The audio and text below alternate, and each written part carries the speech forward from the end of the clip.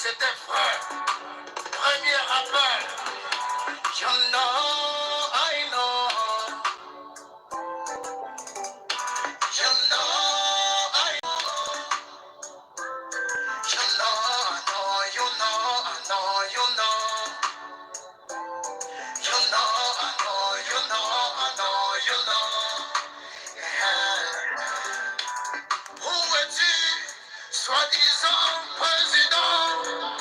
J'ai dit où es-tu, la RDC en danger. Où es-tu, soi-disant président? Où es-tu, la RDC en danger? Depuis que tu as été nommé, rien n'a changé, rien n'a augmenté. Tu n'as pas les pouvoirs. On sait bien que tu n'es pas le choix du peuple. C'est pour cela que tu t'as foutu de nous. Pas pousser la gueule, à laisser la gueule, à laisser la guerre. On a osé la guerre. L'occupation. Voilà l'occupation, les facilitateurs Tshilombo. Tshilombo, les facilitateurs que nous savons qu'il est là pour faciliter tout ce monde. Bande d'escrocs, bande de pillards, bande de terroristes, bande des occupants. En fait, Tshilombo a été nommé pour faciliter que ces gens-là restent chez nous. Voilà mes chers amis, mbotelo sako na ba oy banso ba mesana ko na biso na kati ya télévision na biso ya solo. Télévision ya lolaka ya mvulusi kimbangu. La force divine, Nzambe ya mpungu tulendo. Nzapa nzakomba kongo mongali. Vidi mukulu mungu baba mungu wa milele.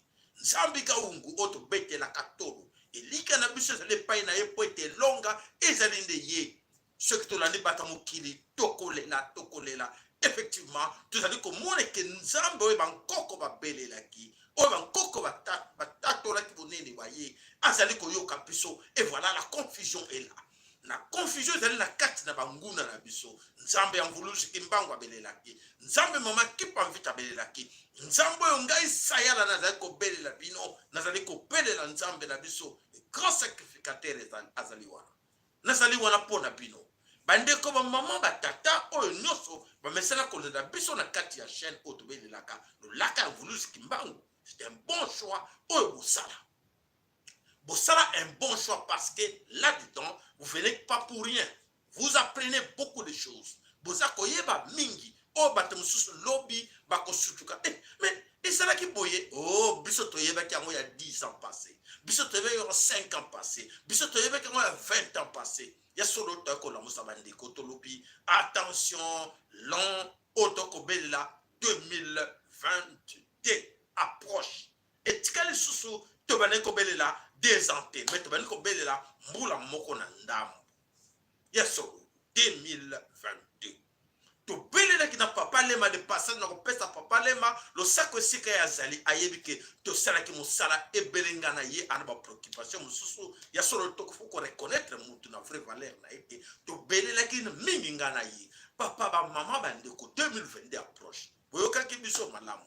Oba finga ki biso ya kambote Nzambe ya bankoko akot yeba oyo nyoso to eko sala to ko beta mbela bandeko mikolo ezali ko kende elaka ezali ko pusana ya solo na ko sepela kelelo na bato bazaki na l'église de réveil ba bani ko comprendre ba oyo nyoso ba kene église de réveil o ba bani ko ndima tek bon koko na biso de Nzambe na biso ali puissant ba bani ko comprendre.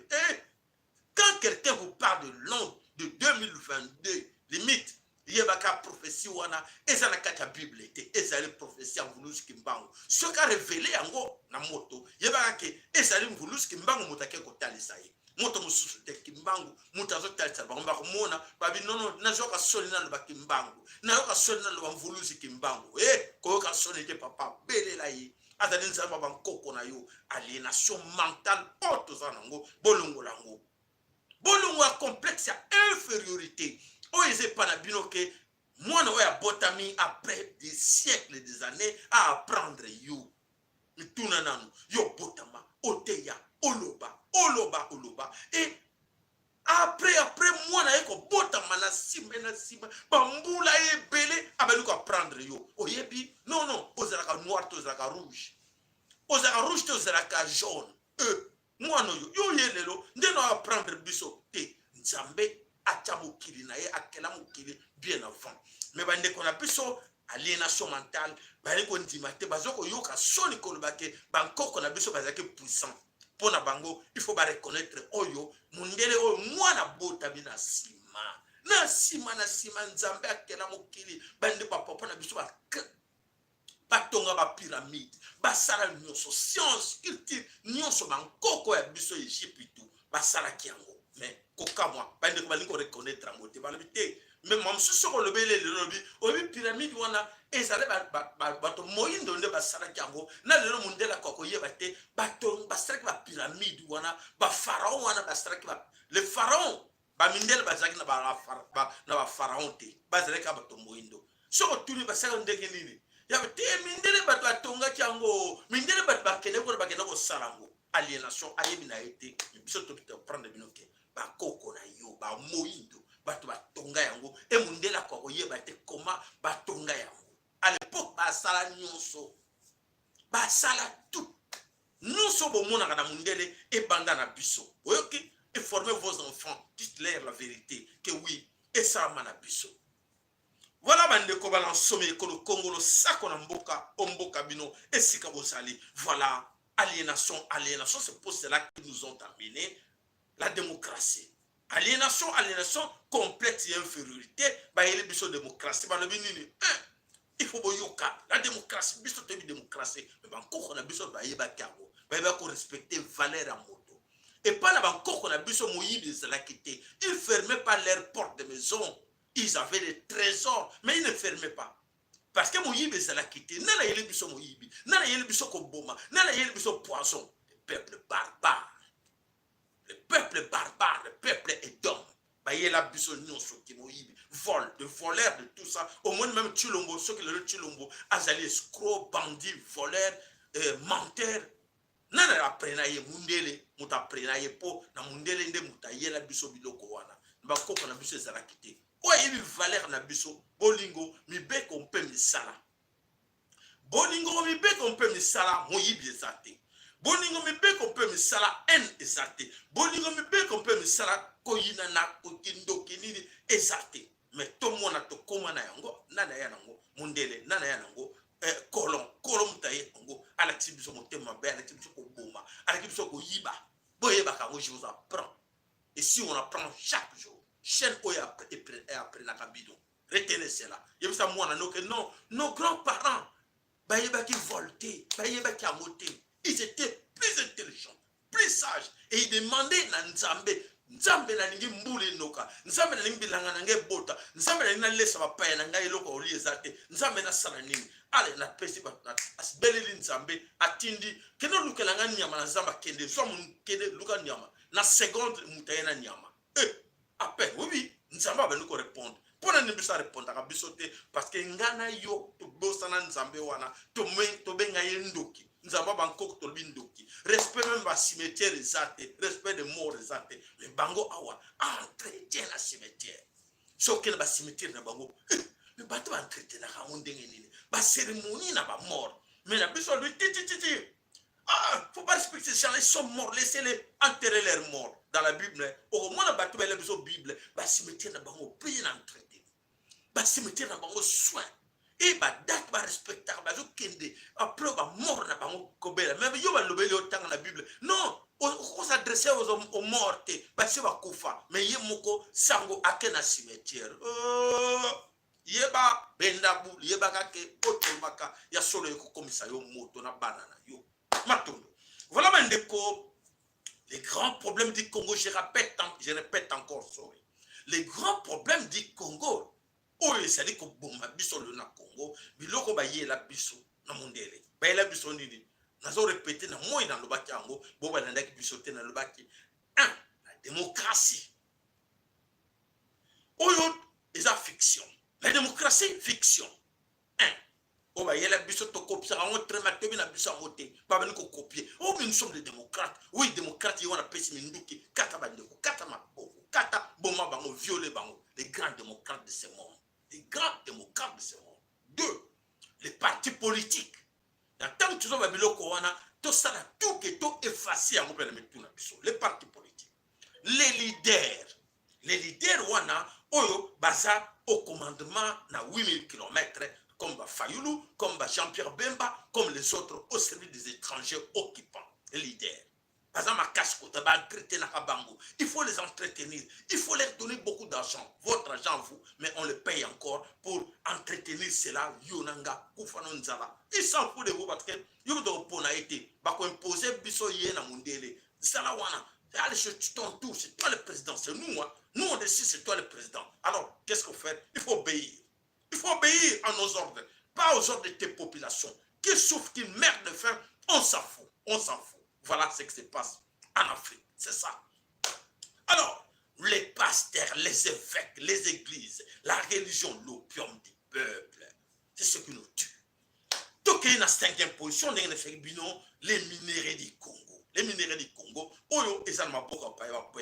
coûte que coûte, il faut les minéraux, nous, les minéraux nous à Congo, ils vont appartenir à Bango, pas à nous. Nous-mêmes, on n'a pas de droit. Si c'est toi qui as ça dans tes mains, oh, les minéraux du sang, ne touche pas, les minéraux du sang. Mais si c'est entre les mains d'un décideur, d'un occupant, d'un voleur, terroriste, oh, moi, c'est les bons minéraux, ça. Oui, ça vient du coup du Rwanda. Oui, c'est chez Kagame, ok. Mais le Rwanda n'a pas de minéraux. Dans la terre rwandaise, il n'y a pas de minéraux. Donc, les minéraux du sang, juste le contraire. Voilà. Et alors, plus grave encore, c'est l'ignorance. L'ignorance autour de Bakake Kozanga Koyeba Liwa ya Mopimba. Et voilà, et Kozanga Koyeba Liwa Mopimba, Utawapina éducation. Éducation isate, culture isate, 0-0, va détruire un gros poète pour contrôler Bisso Malamo. Et voilà, ce pauvre historien, ce pauvre intellectuel complexé, aujourd'hui, et ils sont au service. Non, c'est mieux que vous, l'étranger, vous gérez ça et nous donnez des miettes. Ils n'ont pas honte devant leurs enfants. Aujourd'hui et demain, leurs enfants resteront comme ça.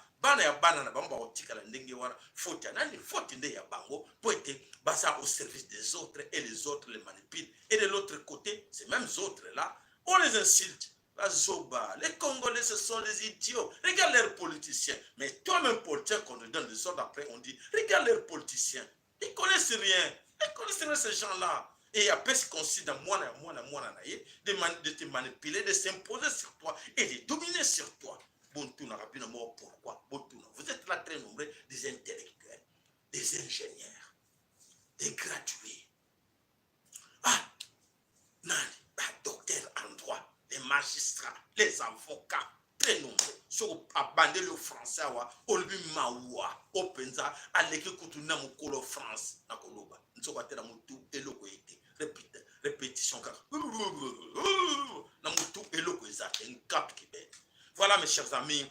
Toke wapi to bisaki binoke makambo za koleka mabele ko Congo ezali ebele. Oyo to ko mona ke solo ezali ko sala mabele ko Congo na kanisi to bisaki bino na moi.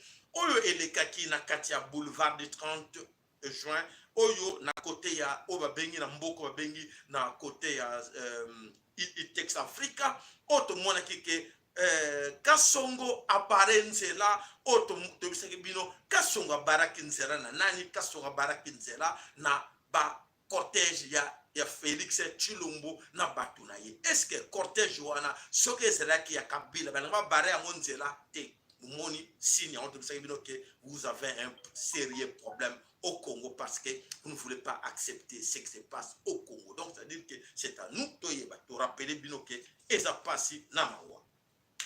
Alors on se pose la question, comment Félix Tshilombo a humilié maman naye?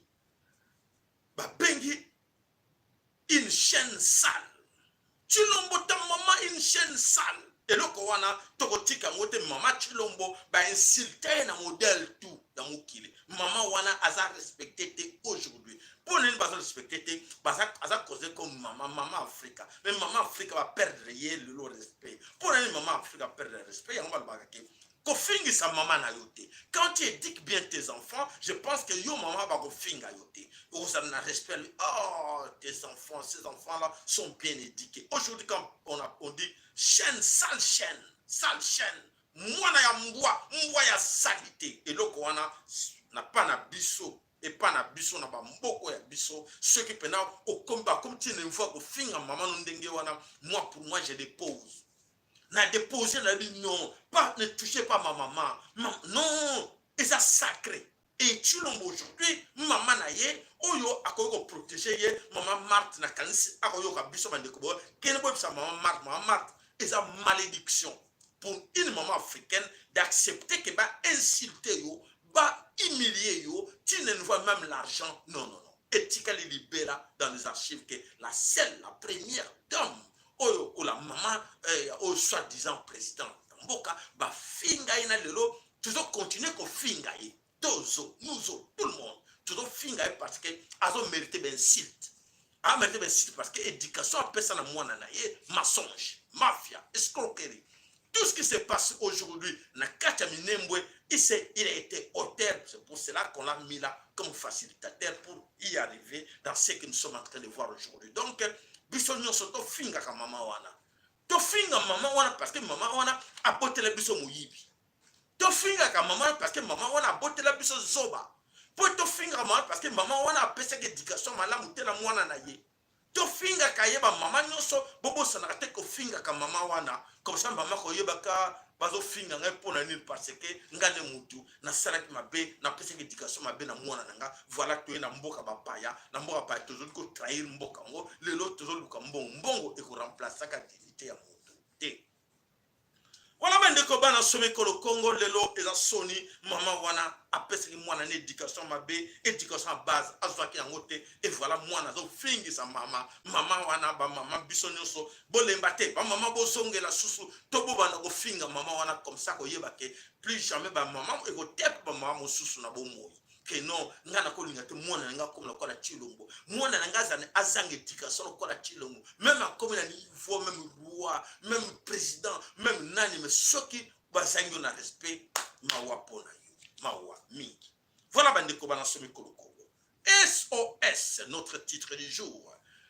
Kinshasa en danger, la population en danger, les jeunes en danger. Nakata Kinshasa ba enlèvement, ba assassinat.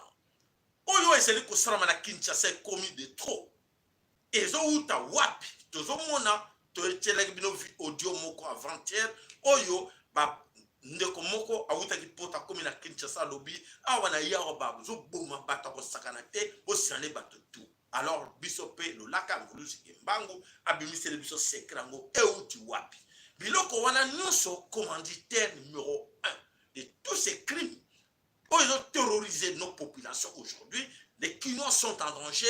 Nakata Kinshasa, nani commanditaire, c'est celui qu'on appelle Vincent Karika, l'ambassadeur du Rwanda au Congo. Bande ko bomon ke bosai musala tampunda. Bokene ko tambola ko luka moto wana kende moto wana kete pour ani facilitateur azali wana na Congo ya Chilombo a garder yalbi non yako bouger ambassadeur te mais na Afrique du Sud ba bengana moto wana era yaki na Afrique azaki na Afrique du Sud abano sala ba crime azaki na ba bande organisée ya ba criminels ya ba assassins ya ba terroristes abano terroriser ba na kati ya Afrique du Sud et ba Afrique sud-africain ba bengana ki pona nini parce que ba population ya Afrique du Sud ba kene ko menacer ba gouvernant na bango attention ba mona ke pression wana ba oyo na kanti moto ko ngina awa non ale bima to boyo po population sa tomboki mais bino bo tomboki ba respecter bino te po bozo tomboka mabe ya buzoba bozo tomboka avec des marches au pacifique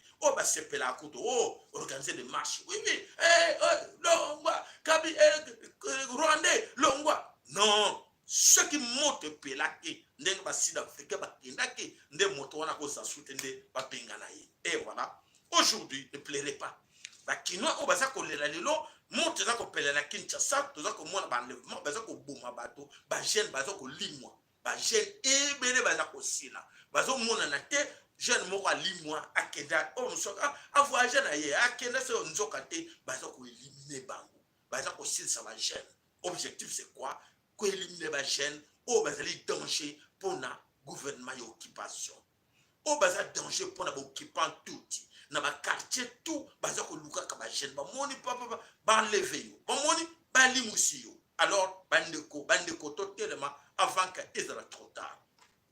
Merci pour ma like na bino parce que ezali wana oya bino monobeli les grands sacrificateurs to yaka wana pote to sauver ma bele ko Congo to lingate ba Rwanda ba yaki na ba porte ya mbula bon mona ki l'air Kabila za koloba Kabila loba mingi na tango za koloba moto moko ba ko tellement tout na ye Rwanda moko boye mwana moko boye kadogo moko boye ye wana lelo akomi président ya ma ebele ko Congo ye wana binu nustu bokomi ko banga ye kadogo oya yaki na ba Poutine akokaki même ko ban ko lobate le lobo commissaire président le lobo commissaire famille na bango ba président et voilà ils a passé mingi pour na biso moko ba pe na Congo toza ko yeba te ke photo tomboka poto benga na bango pas par des marches pacifiques pas par moni yango bino moko Congo ezo senga démocratie ba titre to ba yela bino nyonso ezali pour ba endormir biso to tomboka to benga na bango par la force et quoi nyonso ya Congo quoi nyonso ya Congo ba province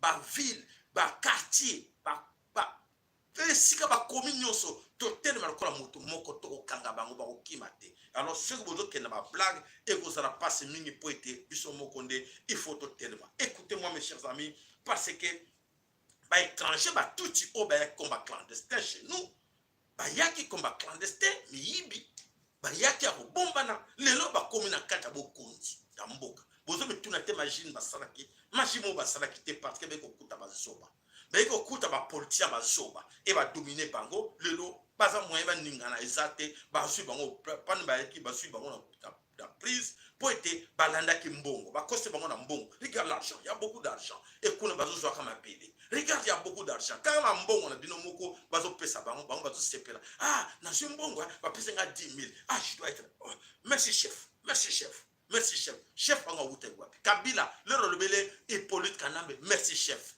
opportunité que type oyo sale type oyo na mandefa salité na mandefa salité abonga kate Jeannette soit disant Jeannette Kabila ata salini abonga kate forme zate bon mona bino bo bateke no me bateau yo mais comment bateau ba kozala boye et ba dominer sur biso ba dominer sur bino bozo mona ngo pasité merci maman Lucie Bing mama bana ya le fulakare bana ya le fulakari o balanda ki mbongo millionnaire ne bale mingi bakufa balanda ki mbongo bakufa mingi bakufa le fulakari elia bango et voilà ce qui se passe là bango nyoso ba bomba ka bango na poison malembe par cet outil là o bayaki avec des Poutine aujourd'hui bakomba patron na bango son et alors bisoto tikaka bango batekaka mboka bisoto le bakaka oui bakonduite bazali sauter et faut to rappel to tomboka vous comprendre ngo parce que tozali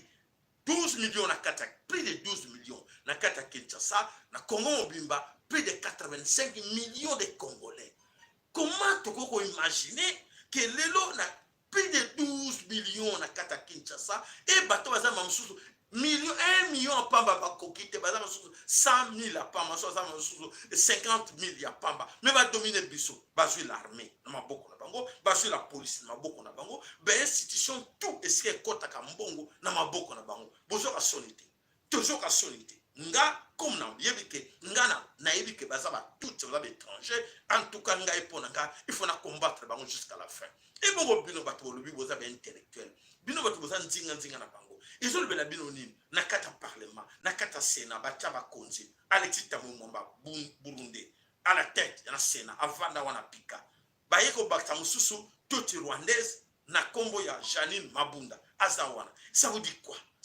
quoi vous les Congolais ça vous dit quoi cette histoire franchement c'est honteux pour vous et vos enfants un jour vont comprendre que oui mon père était là mais qu'est-ce qu'il faisait et l'argent qu'on a pris où est cet argent qu'est-ce qu'il a fait avec ça parce qu'il a vendu notre pays où il a mis cet argent qu'est-ce qu'on a on n'a rien vous aurez rien à la fin des comptes parce que votre papa a un traître à traître, ou à bien mal qui ne profite jamais.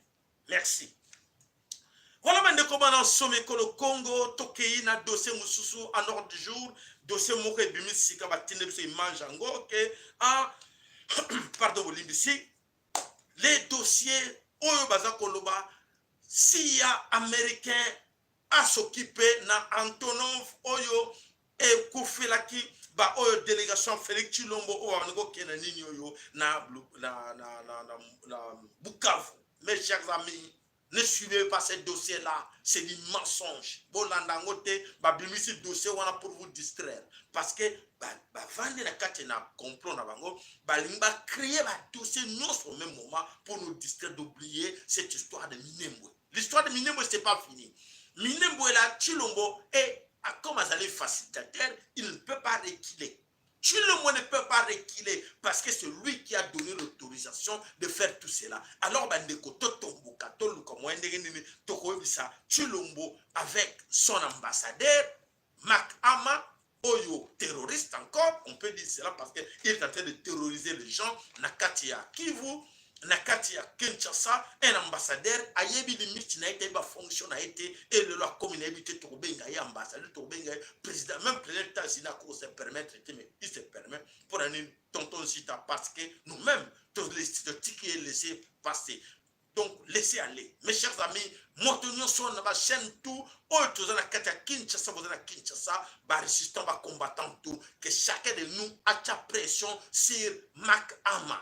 L'ambassadeur là doit quitter le Congo. Parce que c'est lui qui crée l'insécurité dans le Congo. Mettons-nous tous debout pour dire Mac Ama doit quitter le Congo. Et puis, nous avons besoin des États-Unis d'Amérique. Allez-y dans le bureau aux États-Unis, que chacun de vous doit travailler pour dire que Ama, on est plus de vous au Congo, il faut quitter. Il faut quitter. Sinon, c'est à nous les Congolais, il faut que chacun de nous, ma maman, ma chef coutumier, bandeko nous sommes dans la catégorie le Congo de pointe par pointe vous allez, boye bakake, motowana, tozo kamwa, bolo akeneke kuna na ba komba boka leke mbasute asarake boye ba boka leke kakete et mais pourquoi ces gens là vous n'arrivez pas à faire quelque chose pour les chasser de chez nous bazo sala mabe na kati ko Congo fala bandeko to senga na bino moko na bino to teleme na bango po sinote to bana ko lela ka poto sisa ko lela to contre ba jeune na bango te a politique to contre ba jeune na bango parlementaire mais biso to le ba que la révolution populaire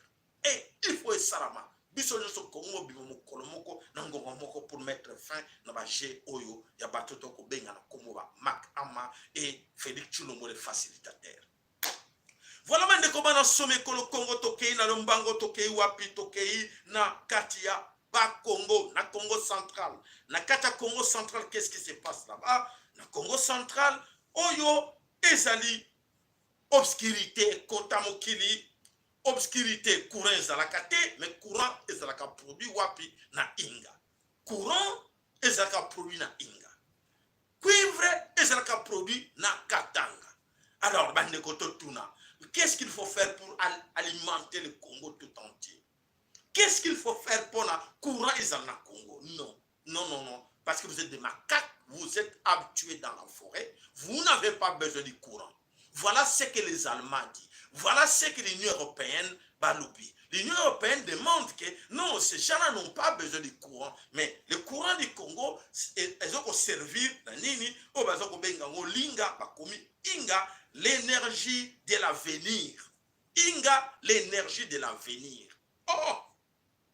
L'Union européenne va l'oublier. Inga, l'énergie de l'avenir. Donc, pour les Congolais, rêve, il y a courant. Bon, mais vous n'avez pas besoin de ça. Donc, pour Nabino, vous êtes des macaques, vous êtes habitués dans la forêt, vous n'avez pas besoin du courant, pas de l'électricité. Donc, ça va, parce que Congo Salena, énergie n'a plus au programme, un escroc, Chilombo, à Kenegni na Congo, un escroc allemand, alors qu'il y a des investisseurs, pour investir dans le courant à Inga, Chilombo, a sali effort de nous amener des investisseurs pour venir exploiter le courant d'Inga pour nous alimenter en courant. Et ils n'ont pas besoin de vous. Ce n'était pas pour vous. Cet homme que vous avez vu avec Chilombo, l'Allemand, ils ont un plan. Ils ont envisagé d'importer l'hydrogène. l'hydrogène oyo ezali produit à partir ya électricité ya inga bamema yango eza projet bamema yango pour servir au fond de l'Europe. Donc il y a pour servir l'Europe hydrogène wana oyo allemand wana basali projet na bango et accepter c'est un bon projet. Non, il faut en profiter cela parce qu'il faut biso na mokili to servir na énergie propre. Et voilà, na kati Congo, ils n'ont pas besoin de ça. Donc ceux qui tombo kite bande ko na ngai milelo na milelo bana na bino traumatisé ba yebi courante na 21e siècle ba yebi que électricité ça la ba yebi a tête aux joie quand on a pour me rappeler ka pour quel qu'on a bouché et puis le juillet kofi et une fois par semaine torture morale bande ko so to tombo kite ezama wa mingi. Voilà ces projets là occidentaux basu projet wana po été inga et koma ya bango surtout à la tête. Alors ceux qui avec Félix Tshilombo ezali passe mingi po été ezali ya mawa ba like na bino wande ko ba mama to yaka wana po été pesa bino information ba like na bino to sepela on peut to mona ke ya solo boza kolanda na ba like na bino boza déjà très nombreux là matondo merci na bino nyonso esika bozali. Alors Nord Kivu la reprise des scénarios, des marches, des distractions. Oyo les Kivusiens, babani ko manipuler de l'extérieur, babani ko manipuler les Kivusiens de l'extérieur, en passant par qui? Par Lucha. Les jeunes de Lucha qui, je vous ai dit, attention Filimbi, attention Lucha, les jeunes, est-ce que vous êtes conscients de ce que vous êtes en train de faire, que votre avenir est en danger? On vous manipule parce qu'il y a un groupe de 2 ou 3 personnes qui profitent et vous donnent des coups de fil. Et il faut faire ça, il faut marcher. Je vais vous expliquer. Qu'est-ce que se cache là? Vous avez vu les jeunes marcher. Les jeunes de Lucha, les autres ont marché là-bas pour déclarer la paix. Nakati ya Oyo, Nakati ya Kivu. Na ba marché na Beni. Nous battons banderole na bango nini, je suis béni. Je suis béni, je réclame quoi? La justice. La justice doit être faite. Oh! Bandeko, la justice doit être faite. Nakati ya Beni. Ah, depuis tout ce temps-là, ces gens-là, les Tutsis vous massacrent nuit et jour. Nuit et jour. Nakati ki popo ils sont massacrés. Nakati ya Sangi ils ont massacré. Naba Kwentuma Kobola. Mais est-ce que vous les jeunes, est-ce que parmi vous, il n'y a pas de victimes dans vos familles, ou de loin, ou de proches, pour dire que non, c'est trop. Lucha, Filimbi, dans les G, Oyo, les Occidentaux, Oyo va décider à 8 000, 12 000 km, Babengi Bango, il faut vous distraire le bateau. Distraire. Donc mettez-vous debout. Maintenant, on regarde pas de Minembo, ne parle pas de Minembo, mais c'est la justice. Distraction. Distraction. Alors, Bandeko, on a bis au bébino, Bandeko, vous avez vous ne pouvez pas, quand même, que vous se souvenir, quand même, que non, on a perdu beaucoup de gens. Comment ces gens-là sont en train de nous distraire? Ils n'ont pas fait quelque chose. Tshilombo, qui n'a même pas présenté même 1 minute de silence en mémoire des gens de Kipupu, les gens de Sangi, chez vous, dans votre terre. Incroyable, imaginable, incroyable, mes frères. Il était là. Et personne n'a même dit, mais comment c'est quoi cette histoire? Comment nous pouvons accepter dans notre sol et quelqu'un qui vient pour humilier nos morts, on les laisse partir. On les laisse partir. Voilà la trahison. C'est tout ce que vous êtes en train de faire là, la trahison. Vous, chefs coutumiers, vous, chefs de groupement, vous, chefs. Vous allez devoir garder cette terre. Et aujourd'hui, cette terre, aujourd'hui, elle est en abandon pour l'année parce qu'on vous donne des miettes. 35 000. Donnez 1000 à tous les chefs coutumiers. Allez, Binowana, à la Kelele, avec vos objets, remettre un acte celui qui se moque de vous, qui se moque de vos morts. Voilà la malédiction qui va vous suivre, vous aussi. Voilà, Bandeko, Ezaya Passinamawa, voilà, il réclame Nini, la justice des chaînes de Lucha, de Filimbi, se sont mis debout, Batini Bango, Namosika, que allez les distraire, qu'ils oublient cette histoire de Minembwe, mais ils continuent avec Minembwe. Ils continuent. Le plan de Minembwe, le projet de Minembwe continue, malgré ils sont en train de vous distraire à gauche, à droite, dans le discours, ne suivez pas, il faut que tout le monde tombe. Ceux qui vont tenir votre tombeau, ils ont passé aux autres, attendre que non, maman, quel est tout ça, c'est rien. N'oublions pas Minembwe. Nous devons tous insister, Minembwe, la vérité c'est Minembwe. Il faut chasser tout ce monde. On n'a pas besoin de papier. On n'a pas besoin de papiers de Chilombo, de décisions de Chilombo. D'ailleurs, lui-même, il ne décide rien. Bissotto le baquet, non, pas question chez nous. Il faut chasser tout ce monde-là de chez nous. Merci. Tokei wapi tokei na kata mbuji mai. Na kata mbuji mai wabalenge la. Bana betu bambuji mai. Bosepela bana betu bambuji mai. Nouvelle ya bien ekweli bino. Bana betu bambuji mai. Miba et reprendre reproduction na bango. Bana betu bambuji mai. Miba diamant ya mbuji mai ezongeli. Et alors. Polanda, ce qui suit. Na bete le bino bravo. Bana betu bambuji mai. Quelle humiliation. Vous étiez là tout. Wewa ni betuni wewa. Et alors, na Kinshasa, bo kitake belé avec des wewa. Donc, pliez vos bagages, regagnez Mujimai, récupérez, allez dans les mines, parce que Mujimai est reprendre. Ne laissez pas Mujimai entre les mains de Touti. Bokinga, information aux gens la chaîne nous soutient. Tu dis à tes amis, des Mujimai, Baba Lengela, des Kassayens, hé, laissez la moto. Waka moto wana. Songa Mujimai mbango parce que Mujimai miba, niko sala, niko sala, bolingo tika on nani. Maboka batuti sont déjà là. Les tutis sont là. Voilà, on vous tente pas distraire, bino, na fait Chilombo, va reprendre l'activité, mais avec des tutis.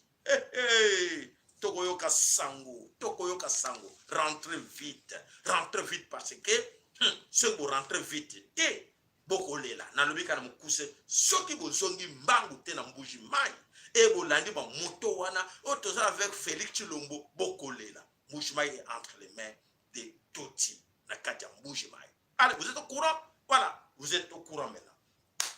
Voilà, bandeko bana sommet que le Congo tokei lisusu wapi tokei na ba alerte na biso na information na biso na hors du jour ya oyo manso mazali ko tele ko salema na mabele ye ko le Congo ya solo ezali ko salama biloko ebele mbele ko le Congo toye wana pona ko alerter tout le monde to kotina dossier ya coronavirus oyo dossier moko ya munene ebele parmi vous bazali koyeba te nini ezali koleka na niveau ya mokili pote babaneki bazali na kati ya distraction mais ya solo mokili ezali koningana en ce moment. On vous a dit que ya solo mafia munene ezali tout autour ya cette histoire ya coronavirus. Mafia wana ezali koleka na mabele ya mokili mobimba. Nani ezali kosala mafia wana ezali beaucoup plus la France à la tête de cette grande mafia. La France à la tête. Et donc, on dit, et qui n'a qu'à France, bande que belé, bayeba qui te que France, ezali pays moko, oyo, et vandi si mafia nyoso ya mukili. Mais, avant que to koma wana, to kananu na kanisi, audio moko, oyo ndeko na biso, alebeli biso à propos, ya Kasai, bolanda nano, na bokebi nyonso, po ete to yeba, ndeko alobi nini, pona Kasai. Sorry bolimbisi bandeko bokolimbisa moke nakanisi o wana tokokata pele wana tozana besoin nango na nsikote ndo ya mama Marte bandeko minga o baba vozela bandeko bolimbisi boyoka nanu ndeko azako elevela biso nini azako teya biso nini toyoka ye pour même pour quelques minutes isa nangula oui jeza nangula ndo ya mama Marte bandeko minga o baluba ya Angola no baebele koleka ya biso baza kosala embouteillage na secte bademo wana ya batralalala secte ya UDPS wana eza secte ya bandoki na bamamu na bamaliban na bataliban bapumbwaka mais oui bomutana na lobana baoke na kandi guru na bino basinga esili kadavere bafinga na mutalibomba lechichaza wapi na eti bino pe mona na ye Chilombo chidingi o babengi na Chiluba chidingi donc kizengi bitanga soyi akosuka mabeka la te situation ezama mobulu toza kobandela 3-0 leki nanga papide toza kobandela 3-0 na sokonzi na ngai nde nayebaka ke 5e président ya Congo selon la prophétie faransa na mwana oyo aye mwana bilaka et puis bato banda koloba keno na faut pas 5e président ya Congo enga azala yo songa nzila ndenge toyebaka mais 5e président ngo abimi siko profession ngo ezala nango ya lokuta bon lokola olobi boye ngai na ngai naloba natangela yo 5e président est-ce que bapaya bakei te bapaya bakei te mwana wana chidingi aye wana mpona afrene libération ya tout un peuple na ya race noire on comprendre to mwana wana aye boye alobi 5e président awa na 4e nano avant tokoma na 5e 4e tata alobaki il viendra d'ailleurs il sera trop jeune et immature il sera manipulé par le monde occidental. Tout ce qu'on lui demandera par les Occidentaux, il donnera. Il y aura beaucoup de voleurs et le détournement des fonds de l'État. La Rwaka Singize, Kamere, Rwandais, Burundais, à comment Congolais, ça c'est la nationalité. L'insécurité sera présente partout au Congo. La criminalité sera au rendez-vous. La souffrance augmentera et la misère s'installera. 4e présent, hein? Les richesses du pays seront au profit des nomades venus au Congo Mingizila. 5 et 4 présents. Les routes et les sociétés seront complètement détruites au même moment. Yango Ekoufi, 4 présents. Il y aura une désorganisation totale du pays. Lui aussi comme le second. 4e comme le 2e. Il sera détesté, rejeté par la population avec un égressement dedans. Voilà, Bandekoba na Someko le Congo. Il y a solo été prophétie ezako constater les signes tous ali ko monango ezali ko sala matondo epai na yo nsonga nzila fiba bonbon. Merci epai na yo po ete to monique ya solo oyo nyonso olobi yango ezali ko salema. Mais esuki wana te bandeko tolanda eloko mususu. Bonjour honorable député. Tout du coup on voit audio vraiment clair. Vraiment je comprends maintenant pourquoi le docteur Etienne Tshisekedi refusait de prendre ces sortes de pouvoirs. Pouvoir et Anongoemou, ça rend un homme sage comme un imbécile. Pouvoir et Anongoemou, ça rend la personne ridicule. Donc ça ridiculise la personne. Je comprends maintenant avec sincérité pourquoi le docteur Etienne refusait de prendre ce sort de pouvoir. Il avait, même en 2011, là, on poursuivre combien de fois? On poursuivre, intelligent qu'il était, expert qu'il était, je peux prendre le sort de pouvoir, enfin, à la fin, ça ne sera pas mon honneur. Vous voyez, nous pouvons nous élever au niveau aéronational. Voilà, Bandeko, beaucoup de nos frères sont encore en train de rêver. Bazo rêver, bazo s'induire toujours dans erreur. Et alors, dans l'entretemps, bazo koye bateke erreur bang bazo ko mikota ça lobby bakolela na ngo poete bayebi vérité té. Bayebi vérité, mais bazo sera semblant baling koye ba yango nyonso té. Voilà.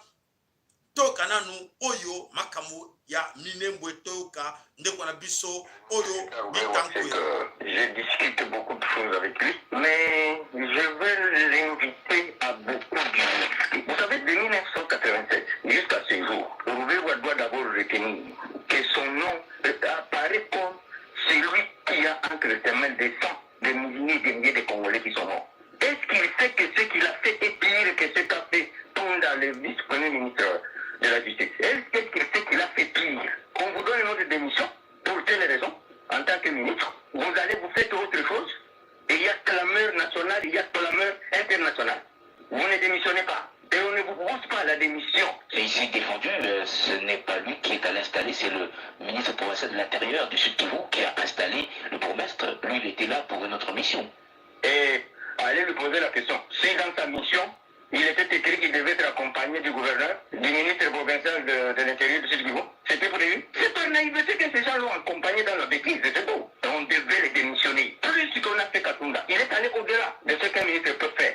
Justin Bidekira, cadre du Front commun pour le Congo et notable du Voilà, Bitakwira Alobi, Sozi Yaruberwa a démissionné. Voilà, bandeko, est-ce que Bisson Tozana Posa a démissionné? Bisson sait qu'on demande, il faut les chasser par la force.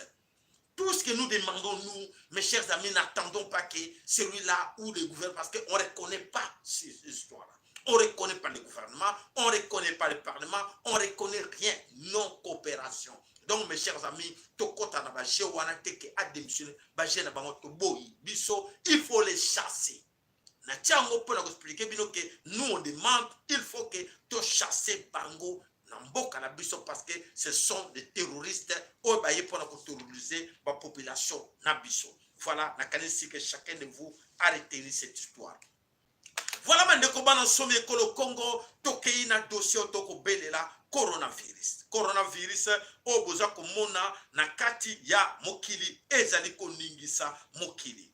Tout d'abord, toko tiela bino photo moko oyo libosa to banan o eleki lelo na kati ya France Bolanda. Cette perquisition, tout d'abord, qu'on a appris il y a moins d'une heure maintenant et qui ont lieu ce matin au domicile et bureau de plusieurs ministres. Le ministre de la Santé, Olivier Véran, sa prédécesseur Agnès Buzyn, mais aussi l'ex-premier ministre Édouard Philippe, l'ex-porte-parole du gouvernement Sibeth Ndiaye ainsi que le directeur général de la Santé, Jérôme Salomon, ont été perquisitionnés ce matin. Une étape dans le cadre d'une information judiciaire ouverte par la Cour de justice de la République sur la gestion de la crise sanitaire. Une plainte déposée par le collectif Interurgence, on s'en souvient l'été dernier, portait plainte pour abstention de combattre un sinistre. 3 médecins, notamment de Tours, réunis au sein d'un collectif, étaient aussi constitués partie civile dans ce dossier. On va évidemment vous en dire plus dans nos prochaines éditions. Des soignants qui, pour certains, sont aujourd'hui ulcérés face au manque de moyens, criants, et qui manifestent aujourd'hui. Vaste mobilisation nationale prévue un peu partout en France. Voilà, bandeko bana somme kolo Congo, la mafia aujourd'hui en France à propos de cette histoire de coronavirus avec l'Institut Pasteur. Oyo, Emmanuel Macron qui est à l'auteur et qui est auteur de tout ce qui se passe là. Aujourd'hui, la France est allée dans un problème parce que cette histoire de coronavirus est celle qui est créée par l'Institut Pasteur. Aujourd'hui, dans Katia, Mboka, c'est que vous êtes en Chine, la population est libre. Si ce problème, va se promener, alors, tout cela, et là, on est les Bill Gates. C'est Bill Gates le numéro 1 qui pousse les gens de créer la peur pour imposer le vaccin. Il est arrivé de corrompre tous ces médias occidentaux. Les médias nyonso ya mokili Bill Gates a corrompre bango, et voilà, les médias wana nyonso travaillent aujourd'hui au service de Bill Gates. Alors, les médias wana bazo saranini pour na bango, ils cherchent tout aggraver la situation, mais échec na échec poté lelo makambu ezako marché te nenge ezala qui prévu. Alors, alerte que nous allons vous signaler maintenant, coronavirus en Afrique, ils attendaient que l'Afrique sera badega, pourquoi? Et comme ça n'a pas marché, aujourd'hui, alerte, écoutez-moi mes chers amis. Coronavirus va échouer nango, alors il y a un autre plan qui se prépare. Il y a un plan, Bandekobo l'anda très bien, de Senganabino, like, de Senganabino, vous êtes déjà très nombreux. Approchez-vous tout près de votre télévision, suivez. Alerte, c'est-à-dire ils ont échoué d'imposer, d'exterminer massivement nos populations en Afrique. Et alors, ils ne dorment pas. Et alors, qu'est-ce qu'ils vont faire maintenant? Ils ont proposé de faire ce qu'on appelle les dépistages des diabètes et la tension non hypertendue et hypotendue. Donc, bateau nous sommes dans la classe, il y a diabète. Bateau nous sommes dans la classe, il y a tension. Donc, basali visé, dans viseur, il y a Bill Gates avec les mafieux, il y a Emmanuel Macron, des Français et la communauté, soi-disant internationale. Et alors, le plan est d'exterminer nos populations. Nos populations, non, surtout, qu'est-ce qu'on basé, toucher les populations fragile. Donc, les gens au bazar de diabète, au bazar de tension, comme matatoire au kita, basali visé maintenant, il faut pas attaquer na bango. Yango ba lebi non, opération za ko banda, o ba lebi dépistage, ya diabète na ya ba tension. Na kati ya Congo. Bolandi bandeko. Oh, tu alertes Rabino, tu alertes Rabino. Attention, attention, le plan est là. Bazo sera au dépistage. Il y a battu à diabète, il y a battu à tension. Alors, nous serons là l'objectif. Vous injectez un produit et ce produit va dégager les effets. Et les effets là, vous allez tomber tous malades. Et les premières victimes, Bakora Massebino, massivement, voilà, beaucoup fait na coronavirus. Vous avez compris? Pour comprendre. Oh, na lobakite, na Bino, vous passez message na batunyoso. Oh, ils ont chaîne information, ils ont chaîne le baba bêtise. Alors, alertez bande qu'on a 4 écoles au Congo, baropé ça baroye la bino campagne na OMS sur le mondial et à sorcier que non dépistage à bateau bazana diabète n'allez pas, ne prenez rien. Si n'allez pas ndeko bazana diabète, bon si n'allez pas ndeko bazana ba tension, c'est que bokei ah papa ah maman ma wapona bino na ba jour kolanda ba kolela bino nyonso oyo ba kokende pour bazwa ba kiso ba kopesa bino pona diabète ou pona ba tension. Na kanisi message na biso ekomi na destination. COVID-19 na kanisi bana o bazali na kati Afrique mingi en ce moment bazali vacciné to la une image les enfants na kati ya Cameroun o bazali qui vacciné très nombreux de 2 ans et demi tu na niveau ya 6 ans 7 ans bazali qui obligé de les vacciner. Donc ces enfants sont déjà vaccinés. Alors Botala, suivez, chers amis. Les images auto laxabinango, Botala photo. Observez bien l'image. L'image est là du vaccin. Le vaccin aujourd'hui en Europe, il n'y a pas ce vaccin-là. Mais regardez ce qui est encerclé en rouge. Je vais m'approcher tout près de l'écran, comme ça vous allez voir qu'est-ce qui est noté là-dessus. Regardez bien là en bleu, en rouge. En cercle rouge en bleu. Qu'est-ce qui est écrit là? Ce vaccin, ce produit ne peut pas être distribué en Amérique, au Canada, en Europe. Il ne faut pas distribuer ces produits. Nakanesi bomoni yango bakomi yango wana. Bakomi yango pe na se wana. Donc c'est-à-dire que na notice ezali wana produit oyo boza komona vaccin ne bakoko ko injecter yango na kati na Europe te, na kati na Amérique te, na kati na Canada te, mais ezali destiné seulement pour l'Asie, l'Afrique et le Moyen-Orient. Vous avez vu cela? Voilà, c'est les mêmes produits qu'ils ont allé injecter aux enfants au Cameroun. Et c'est les mêmes produits qui circulent aux pays africains. Et là, la notice est là, mais pour Nabango, ça semble parce qu'ils étaient corrompus. Ils sont tous corrompus.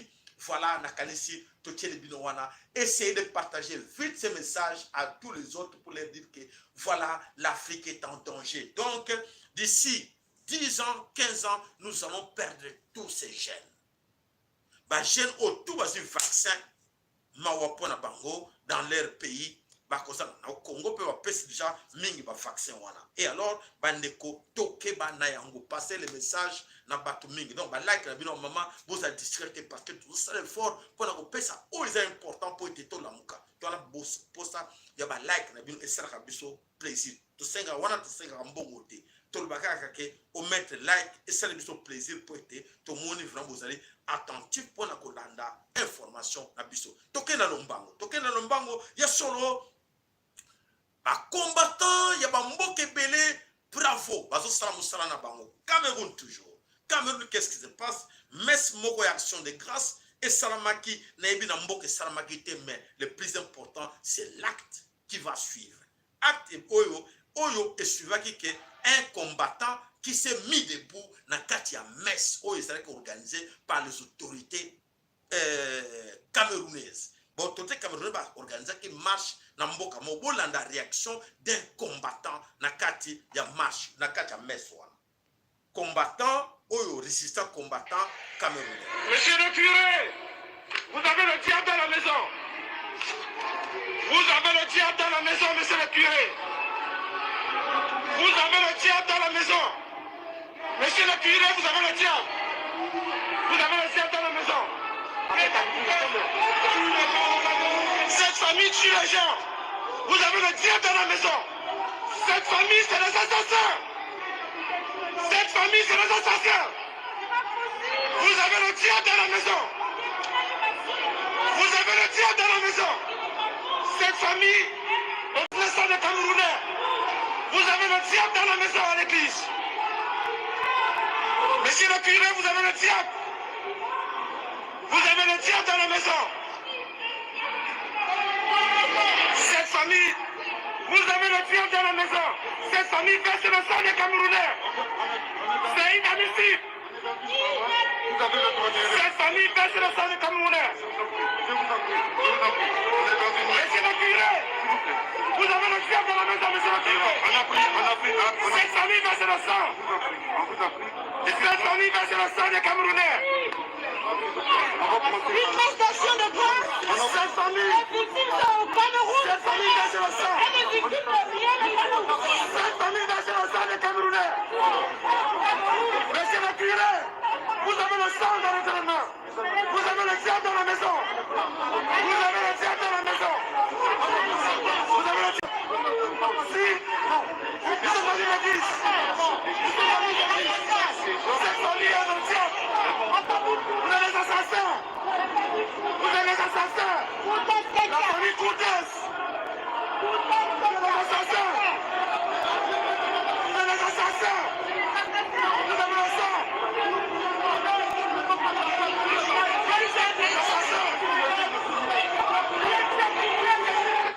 Voilà, bravo, bravo, les combattants camerounais. Ils ont fait l'acte, ils sont passés à l'acte. Nakanti, Bazare Karade, mais Bandi, Mess, action de grâce. Et ça n'a pas quitté Bandi parce que l'autorité camerounaise au Bazoko faire écouler le sang des Camerounais là-bas dans Cameroun. Et ça la messe quelque part. Alors voilà. Voilà, Yango toujours pas des actions comme ça. Ne laissons pas ces gens-là chez nous aussi. Au bazo ya awa quelque part beaucoup mona ye à côté bazo sale loko moko boye bazo sala mobulu kuna na Congo. Bomoni ndaku na bango ndaku ke moto ndaku yo voiture oya somero na mbongo ya Congo. Mes chers amis, passons par l'acte. Tous les Xabango qui ne sont pas d'accord, même Mbila a condamné parce que c'est le sang de tes frères. Voiture on a l'X, oh, les qui sekedi, la voiture à l'X, Tumba Yango, c'est l'argent du Congo. Tumba Yango, pour se sentir en insécurité, même à l'extérieur du Congo. Ne laissons pas ces gens-là jouer avec nous. Et alors, quand nous avons bombardé, qu'on a biso, bazo wambo, on a baya kanango, kosomba kabandaku, kosomba kamituka, kosalaka les awa.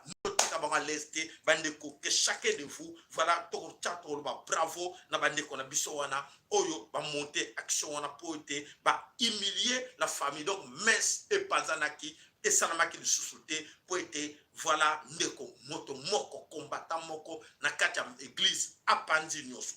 Bravo, bravo, les combattants camerounais. C'est à vous aussi de continuer de faire des actions aussi pareilles. Voilà, Bandeko, Belgique, RDC, Congo. Qu'est-ce qui se passe dans la Belgique, RDC, Congo? L'ILB décide aujourd'hui, va décider, va remettre, Bandeko Bolanda. ILB est décidé et remettre les restes humains de l'époque coloniale.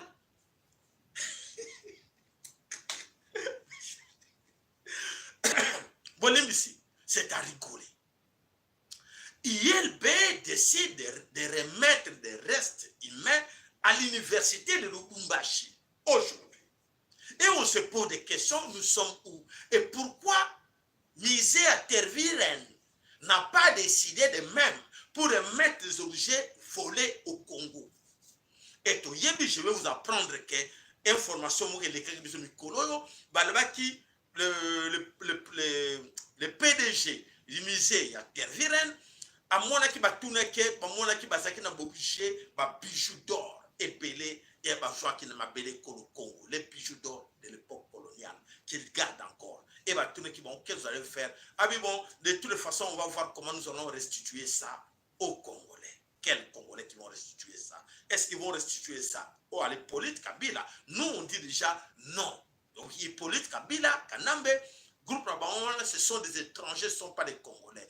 Donc nos grands-parents n'accepteront jamais que ces histoires, les objets-là, et qu'ils n'en ont pas occupant. Le pays est sous-occupé et voilà, nous demandons à la Belgique, c'est bien de garder encore ces bijoux-là, ça nous appartient, c'est à nous, c'est pour nos grands-parents.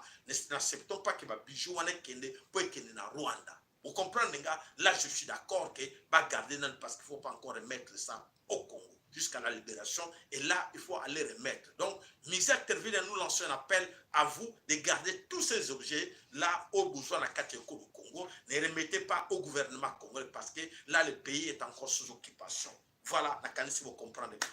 Papa Mafolo, na Mama Congo, nakanisi oyo bozana yango bokoko luka moyen bobenga biso poete toyeba nini bobombela ki biso na mokona lelo tozana bino tosengi na bino bobele la poete bo voilà Papa Mafolo. Allo Papa Mafolo lo sako mboka yo malo mboka yo losako Papa Sahela losako Mama Congo bandeko losako na pesi bino mbote mingi na pesi mbote na bamama Congo nyonso bandeko nyonso be na Congo na pesi pe mbote na ba mususu peut-être baza ya sika na linguma na biso na pesi bango mbote mingi boye ya malamu tokotonda liboso nzambe Congo nzambe oyo ya biso ya nzambe ya Mbulusi Kimbangu nzambe bakoko na biso nyonso tokopesa pe matondo mingi na Mbulusi Kimbangu mama Kipavita na nyonso oyo tikaka mpona biso bazokolengela yango mpo tokenda yango ntina suka bayebi malamu ke soki bango te biso mpe nde toza na lobiko te yango nde bazokokengela biso na nyonso bazokosala matondo Papa Sahela ya solo olobi toyoki makambo ebele epuis na kopesa kaka to bamwa bacommentaire mwa mike parce que ya sika eza te ya kulungula mpe mingi eza te d'abord nakoya na point ya suka oyo babelge bazwi lizongozongo d'abord ebandaki ke babanda koteya bana histoire coloniale belge na bajeunesse na bango soki nani asengi bango toyebi te bango moko bakoyeba mpona nini 100 ans après bana oyo bapesi bamaplome ya histoire belge ya Congo belge bapesa bango bamaplome ya lokuta soki bakopasola maplome wana soki bakopasola balivre oyo nyonso bakoma ya histoire ya lokuta Congo belge wana etali bango mais biso toza na lokuna te biso tozali d'abord tozwa oyo ya biso tozokoluka babima bakende sikoyo tokotala bakoki kosetrese te ya kozongisa ya biloko nyonso bayiba na makasi ekoya kokweya na maboko ya banyama oyo tobengi baoccupant bazokobenga bango banyama ya Rwanda tozali nano kuna te babima soki babelge bayebi bien ke tokoki kotonga pont entre Congo na babelge balongola nano bosoto nyonso oyo baye kotia babima bakende mboka na biso eza na bitumba moto asala bitumba oyo ezali belge nakoyebisa batuti oyo bazolanda biso na chaîne oyo mpo tozomona bacommentaire mosusu ya buzoba ndenge tolandaki na investigateur batuti oyo bakotaka awa soki baza koleka biso na mayele j'appelle intelligence parce que balobi les tuti sont plus intelligents que les Congolais bayebisa biso à quelle date Rwanda ezwi Congo ya Rwanda parce que biso toyebi yango na Congo ya Rwanda R wana euta wapi soki bango bazali wana depuis 1960 na batuti tokoyebisa bango boye na bango na baaméricain baza nsima na bango bazanga mabele parce que Mike Hamel sika ye aza wana meme lelo alobi aza américain ma atuna na bakoko na ye avant bakele na Amerika bauta wapi bango nyonso bazanga mabele bakomi odire bangulu kuluka biloko ya bato kulia Mike Hama Amerika wana ce sont tous des aventuriers bauti Europe bake kuna batongi yango awa na 1717 bon ntango basali yango na 1717 Amerika wana bakoko na biso batongi Mike Hama alobaka ye aza américain aya kopesa biso leçon mais ayeba bien que lokula koti aza na pembe akoyeba ke mabele wana eza aye te tokokufa tondimi me mabele jamais ekokende te bakomi biso mingi mais bayebaka bien ke suka nango mpe ezali eza manduki te basakana te ke parce que nalandi bacommentaire ya nakobenga bango bandeko te mpo mingimingi bokóma na maladi moko ya kobenga Joseph Kabila ke ndeko Joseph ndeko Kamere non batuti moko bazokoma bakongole mosusu bazokosala bacommentaire ke Kagame nani oyo Robert Roy a déclaré guerre na bakongole bongo ekobanisa nani bongo guerre yango ya Robert ekobanda lelo AFDL eza nini eza guerre te RCD eza nini eza guerre te oyo nyonso bazosala ba M23 biloko nyonso wana Robert no maintenant aya kodeke non ezali ye te ezali Mike Hama kanoni ya motambo azomona ke bazomona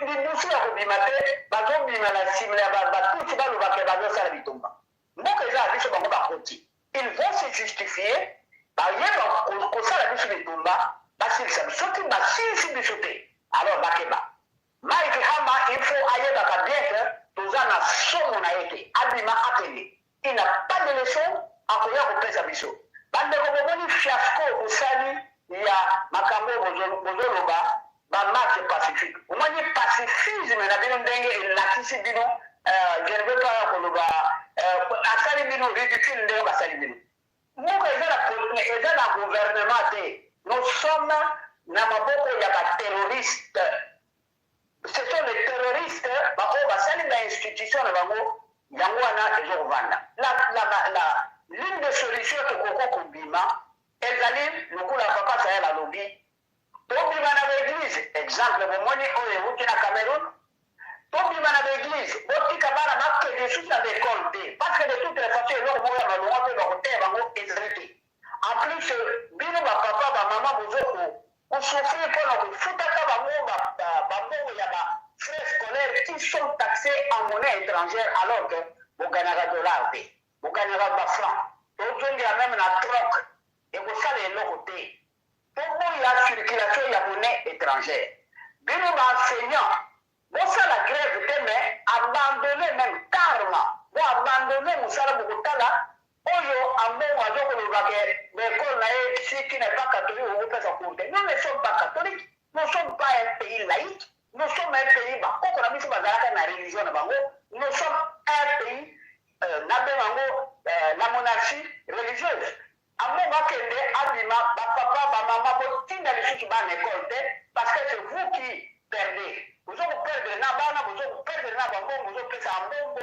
azokososola je pense que c'est ce que je voulais dire. Le reste, Makambo et Inga wana, papa, ils sont en train de faire des choses, mais il est tenté. Parce que Zaldo a fait ça, Bissou Mabela, ça n'a pas temps. Même à Kabalobi, Inga, bon, d'accord, parce que la calcul, tout est dit dossier wana. Mais Bissou, tout ça, qu'on a dit, d'accord, créer Bissou Tekuna. Bissou, tout l'indique, Kakambo, Kanabiso, tout récupérer, Chuko, Tokotala, avec qui il travaillait. Pendant qu'on peut pas ça, là, na kombo ya koko bakoko nyonso bolusi kimbango na makipa vita na zungisho maloba engita. Merci matondo mingi papa mafolo bandeko batinde biso image moko toza koyeba te soki bandeko mosusu bako expliquer biso image wana bo retenir quoi bolanda toyoka ngo biso na bino elongo.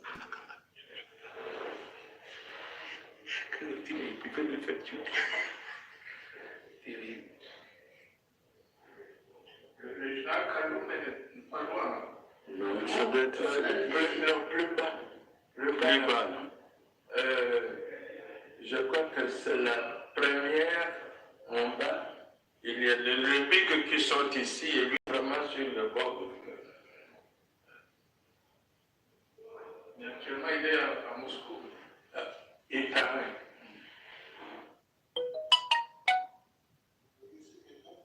Le 10, le 10 octobre.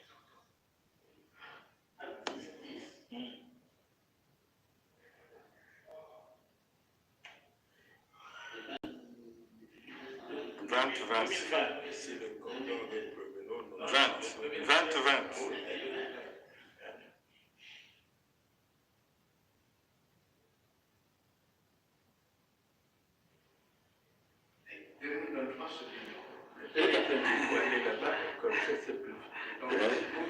Très bien. Je suis un peu déçu. Je suis un peu déçu.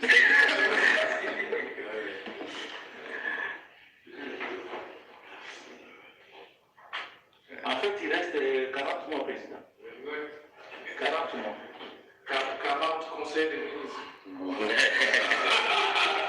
Un peu plus que ça. Oui, un peu plus que ça.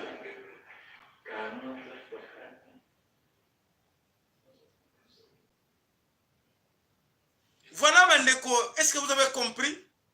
Vous avez compris ces images-là? Banani Bazawana, non commettre, Binomoboyeba, Batunia question, il reste combien? À l'objet, il reste 40 mois. De éviter 2023. Voilà, Bazo Sakanande na biso.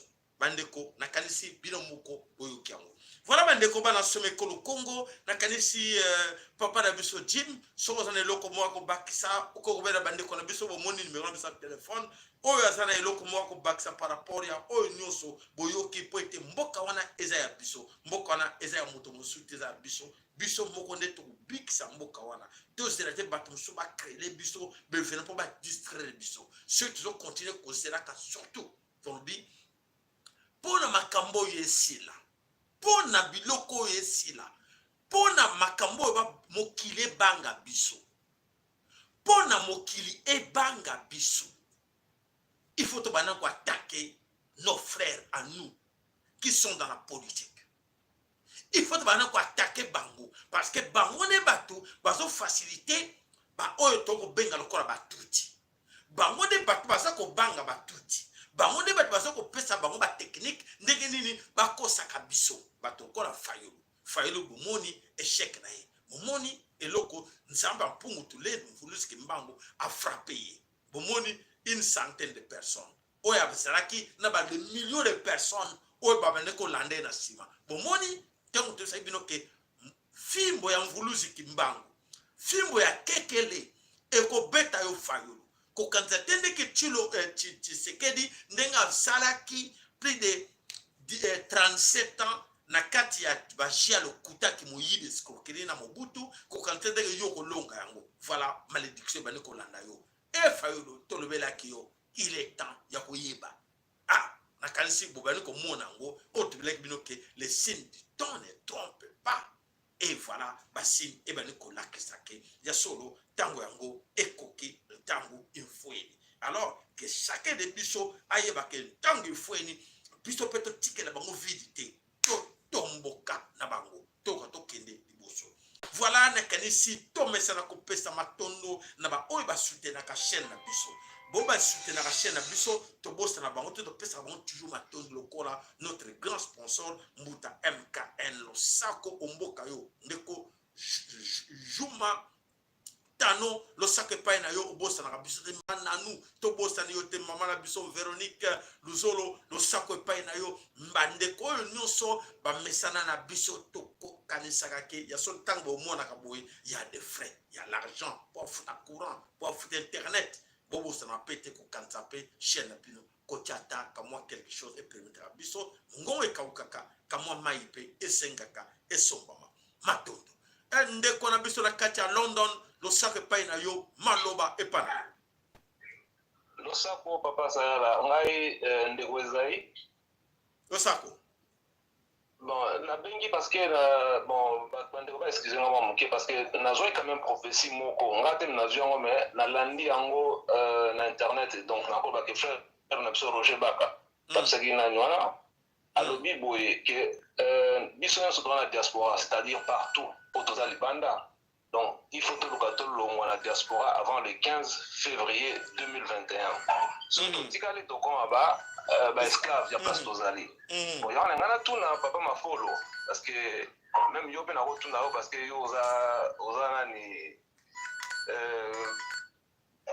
toloba yango to mona ki yango toloba yango to belela yango kala makambo wana ngala monya we loba date wana ba pesi nazo ba part pour la date oui date wana ba pesi donc to respecter yango les allez donc volontaire en volosi toloba yango réponse na yo papa na lobi ko loba ngone bande l'émission toloba na papa le matolobi date limite na biso 2022 écoute yo awate soki 2022 écoute yo awa ezali mawa pona yo po ete oko regrete oyo asomba ndako oyo azo compter toujours poto na kanisi boko regrete boba bandeko bandeko loba na bano mona bango kora maseki tango yango toza koloba tozo répéter 2022 ekuta yo na mboka mopaya te soki ekuta yo na mboka mopaya otikali esclave ya signe de la bête otikali esclave na bango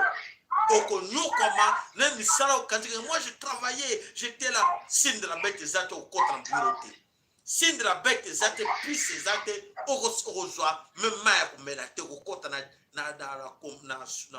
supermarché te na biso bino ekozala somo oyo azondimela biso te malamu oyo azondima malamu biso toza na kati ya bondimi papa sayala mato toza na kati ya bondimi mais sikoyo eza nde problème ya date oyo ndeko na biso Roger Mbaka apesi alobi le 15 février donc biso toyebi ke yo oyebisaka biso te donc 2022 kuta biso ate toyebi se préparer déjà mpona ba juin juillet mais yazona biso na février alors il faut na biso voilà soki ezali ka même parole c'est-à-dire que biso toyebi ke 2022 kuta yo awa te alors soko baneko zela na suka okozala mwa retard donc nayebi te prophétie ya jui soki balobeli bapesi date to respecte yango toluka moyen nini tozonga le plus tôt possible na mboka ya ba tobanga bango te tozonga mboka eza ya alors mato voilà bandeko bana some ekolo Congo ezali kamwa blague te bo bazomona yango blague papa mama na kanzi bozoka ndenge eza koninga papa na biso Jim losako epa na yo Jimmy losako papa sayala na maloba base na ngai ezali toujours code kimbangu na mwa paragraphe ya moke lelo na koloba nini ya pokwa oyo parce que code kimbangu lobi na biso sur conscience ya mutu oyo ezali basé sur la vérité na mutu oyo ezali basé sur le mensonge mokili oyo 2000 ans yango oyo idéologie ya mundele makambo nyonso ya mundele abase yango sur le mensonge tomoni sikoyo mensonge wana ekomi na suka emembi biso mpe na esika oyo tozali na yango sikoyo bandeko mingi oyo tokoki kobenga bataliban ndenge olobi bawewa baza conscient mingi baza wana conscient que ils sont dans le mensonge ils sont conscients qu'ils sont dans le mensonge mais bazo garder position na bango wana parce qu'il faut pas défendre pour na ba intérêt au bango bazali ko espérer mboka oyo e basaka constitution nango ou bien fonctionnement ya l'état nango sur la vérité na mokili ezali mingi te mais mondambo oyo bazalaka pembeni ya vérité tomonaka baresultat ya mboka wana ndenge etambolaka mais mboka oyo ekobase fonctionnement ya bainstitution nango dans le mensonge bandeko ezali lumière ezali talatala oyo tokotala mboka oyo ya biso oyo nyonso ezosalama na bamensonge nyonso ezosalama nango komo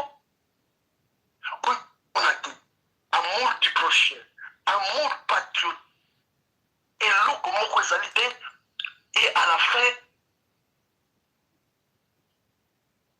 confusion totale et le chaos total. Donc ezali sous le tamboude ozanga sans ya discernement ou bien ozanga esprit ya bonzambe na kati na yo pona komona yango na miso.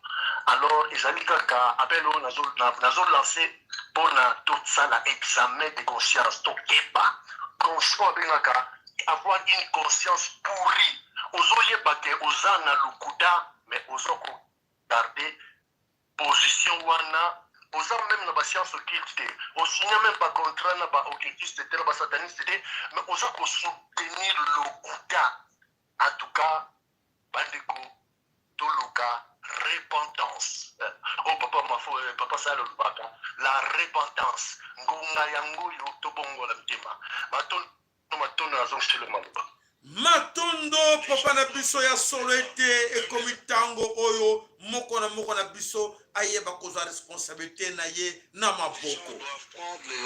Même les armes traditionnelles, les flèches, les lances et autre chose. L'essentiel est d'écraser l'ennemi parce que sinon on va devenir esclave de ce petit monsieur Hutu, des Tutsis plutôt.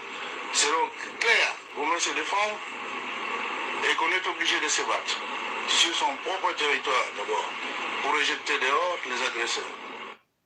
Voilà, ça c'était le message oyo Mose alobelaki biso to baniko monango e baniko kokisama. Il faut to telema to bunda.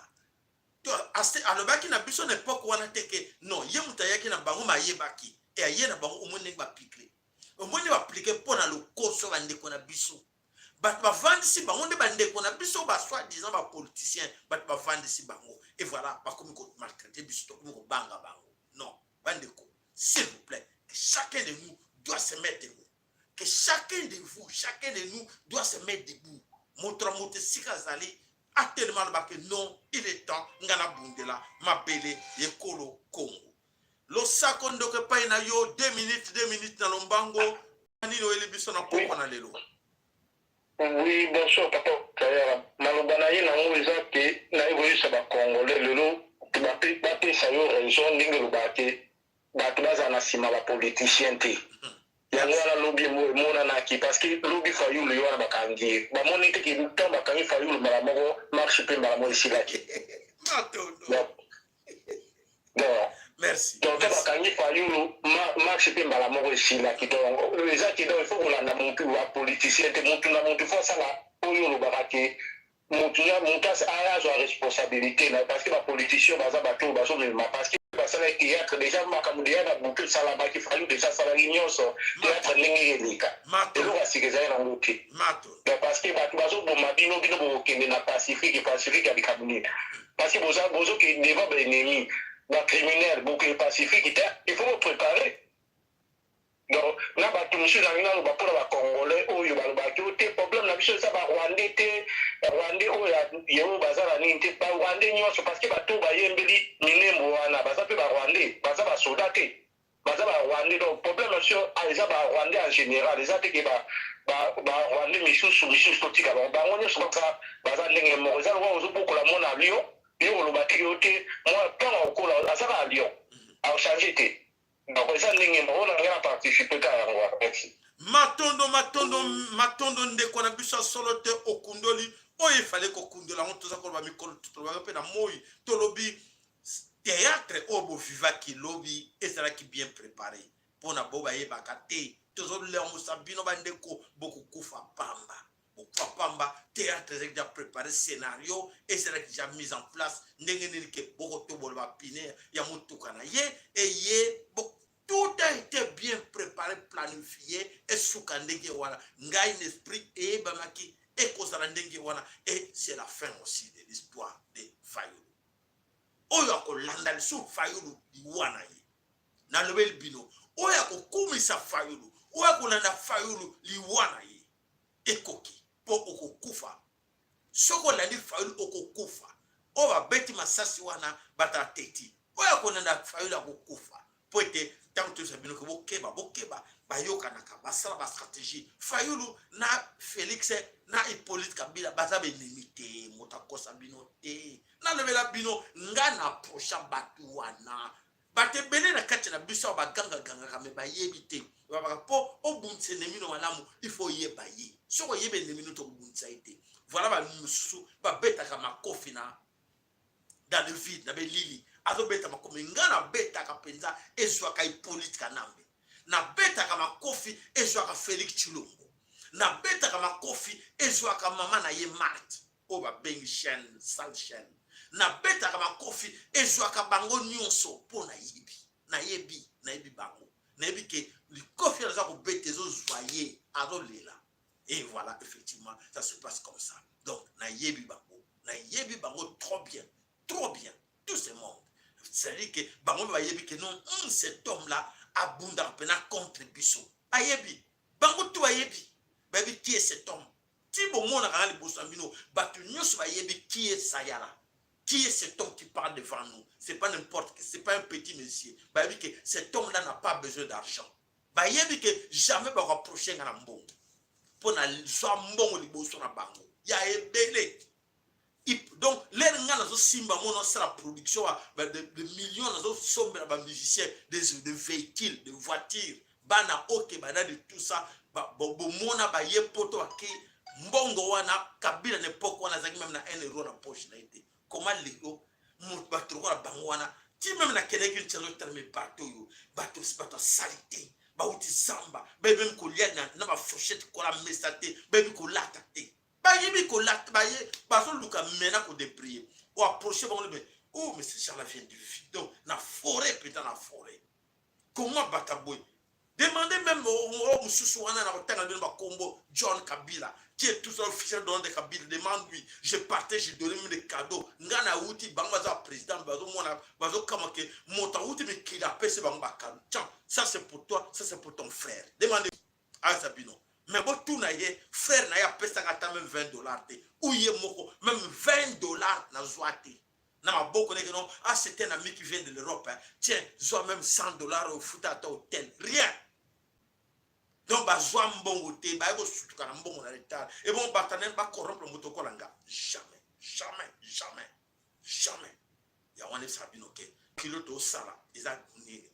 Au bateau nyo so bazo tcha boye o bozo ka bango wana bolanda bango te bako kufa po ba toucher vulusi kimbango ba toucher le lac ya kimbango o nyo sa ko toucher me bo ba boma ki chaîne ali boso di boye dem sa bino bo ndi mangalobi o toucher chaîne ya kimbango o toucher la voix o ya so bana bo solo na koma kimbango ha papa tokota e bele ba ko kama di nini boyezo yela nga we bato obena liboma pena soropo o toucher kimbango o toucher mvulusi kimbango ne blague pas avec ça o ningo déranger chena kimbango azo bimisa comme maman qui parle vita o abimisa comme mvulusi kimbango yo o ningo déranger chena ngoke non tika na loba boy tika na sarabo o kozwa fingu ya kekele o kondima teke ngamu nazo mona boy po cheno ben me ba mama na senga sulo ngone ba mama o nyonso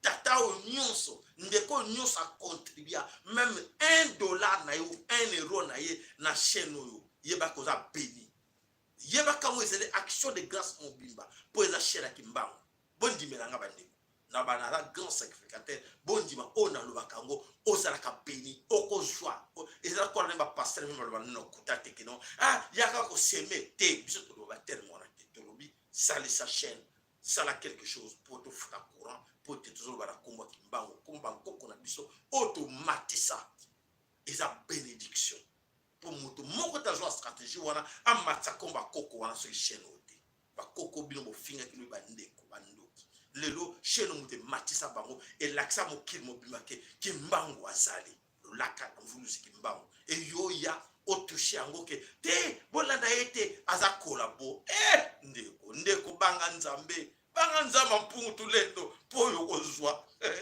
oko lukanga ko beno benga ba limbisa ngai me wana ozala tota boko senga bo limbisa ngai na yeba kite batinda kingai ekozala na yo tota tokani malamu tozawa tous ces pays ici-bas et ko futa ma amosikate nzamba ko confondre bino awa na mabele ezana lola te ezako wapite awa na mabele.